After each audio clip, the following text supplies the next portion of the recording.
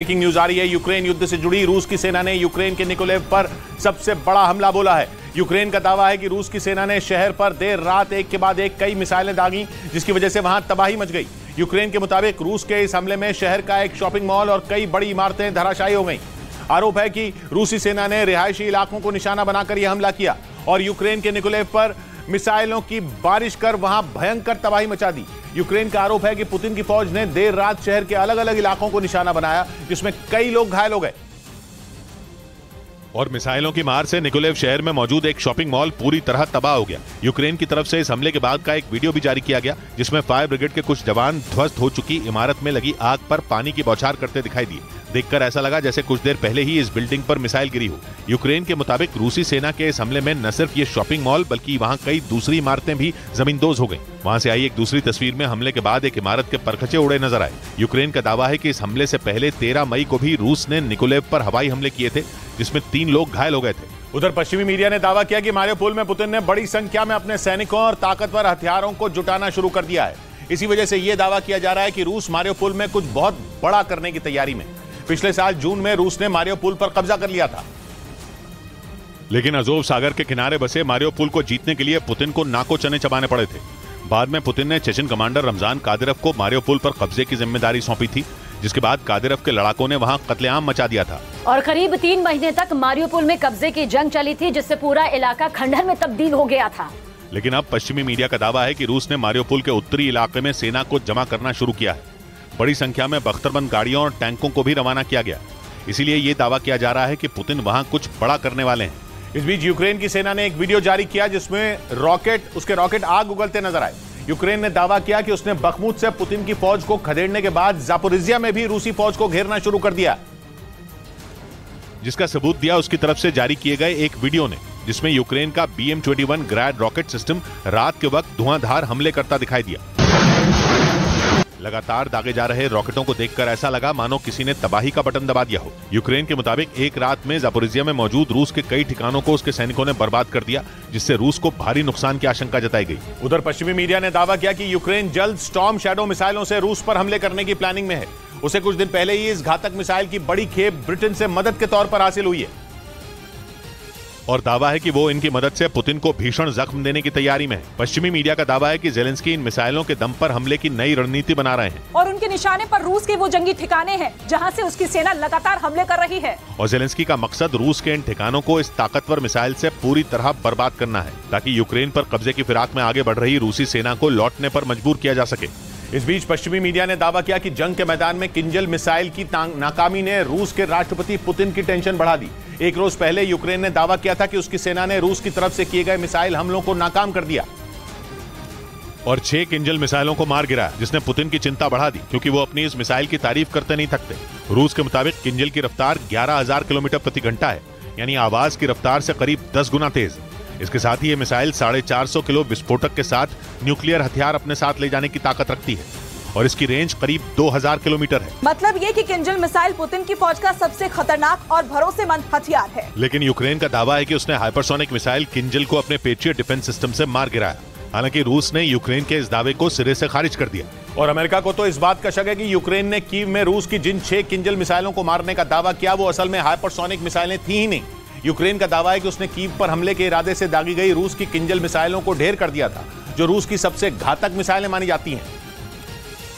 लेकिन अमेरिका ने आरोप लगाया कि रूस ने इन किंजल मिसाइलों के नाम पर सारी दुनिया को सिर्फ डराने का काम किया है, क्योंकि ये असल में हाइपरसोनिक मिसाइलें हैं ही नहीं।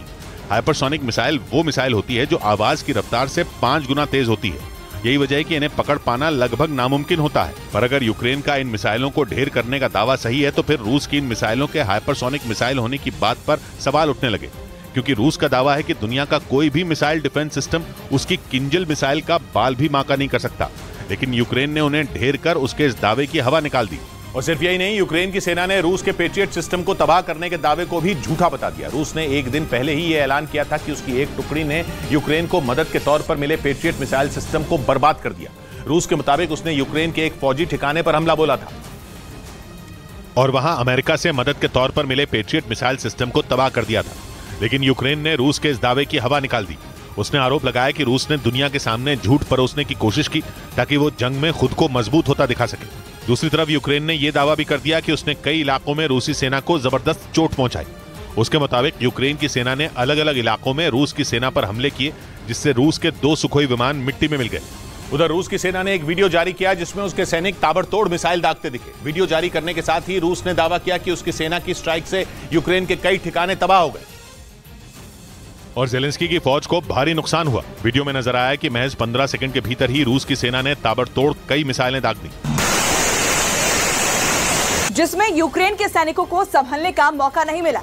रूस की सेना के मुताबिक उन्होंने यूक्रेन के उन ठिकानों को तबाह किया जहां यूक्रेन की सेना ने गोला बारूद और हथियार छिपा कर रखे थे। Работы, то есть по цели, мы уходим вот в такую перекрытую. इसी महीने की शुरुआत में मॉस्को में हुए ड्रोन हमले के बाद रूस की सेना ने यूक्रेन पर हमले तेज कर दिए और इस स्ट्राइक को भी उसका एक हिस्सा बताया जा रहा है। हालांकि यूक्रेन की तरफ से इस हमले पर कोई प्रतिक्रिया नहीं आई है। इस बीच रूस के मीडिया ने दावा किया कि उसकी सेना ने यूक्रेन के 7 स्टॉर्म शैडो मिसाइलों को मार गिराया। रूस की मीडिया की यह रिपोर्ट उस वक्त आई है जब एक रोज पहले ही यूक्रेन ने रूस की 6 किंजल मिसाइलों को मार गिराने का दावा किया था। यानी दोनों देशों की सेनाएं एक दूसरे की मिसाइलों को मार गिराने का दावा कर रही हैं। रूस के मीडिया के मुताबिक रूसी सेना ने यूक्रेन की लंबी दूरी की 7 स्टॉर्म शैडो मिसाइलों, हवा से सतह पर मार करने वाली 3 हार्म एंटी रडार मिसाइलों और 7 हाइमार्स मल्टीपल रॉकेट लॉन्चर शेल को इंटरसेप्ट किया और सभी को मार गिराया। रूस का दावा तो ये भी है कि 22 यूक्रेनी ड्रोन भी उसकी सेना ने मार गिराए और ये स्ट्राइक रूस की सेना ने यूक्रेन के अलग अलग इलाकों में की। हालांकि रूस की सेना की तरफ से इस एक्शन का कोई सबूत नहीं दिया गया। इधर यूक्रेन के राष्ट्रपति ज़ेलेंस्की के सलाहकार ने अपनी ही सेना की पोल खोल दी। उनका दावा है कि जंग में पुतिन की सेना पर हमले के लिए यूक्रेन के पास हथियार ही नहीं है।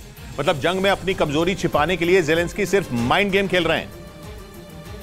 और रूसी सेना को यूक्रेन के इलाकों से खदेड़ने के उनके बड़े बड़े दावे हवा हवाई थे, जबकि पश्चिमी मीडिया का दावा था कि नेटो देशों से मिले हथियारों के दम पर ज़ेलेंस्की की सेना न सिर्फ बखमुत बल्कि ज़ापोरिजिया और खैरसोन से भी रूसी फौज को पीछे धकेल चुकी है। यहाँ तक कि ज़ेलेंस्की ने क्राइमिया को भी पुतिन से छीनने की हुंकार भर दी थी। लेकिन ज़ेलेंस्की की इस माइंड गेम की हवा तब निकल गई जब उनके ही प्रमुख सलाहकार इहोर ज़ोवका ने दावा किया कि यूक्रेन के पास रूसी फौज पर जवाबी हमला करने के लिए हथियार ही नहीं है। उन्होंने ये भी कहा कि जंग में बने रहने के लिए यूक्रेन को फौरन बख्तरबंद गाड़ियों, ताकतवर टैंकों और मिसाइलों की जरूरत है।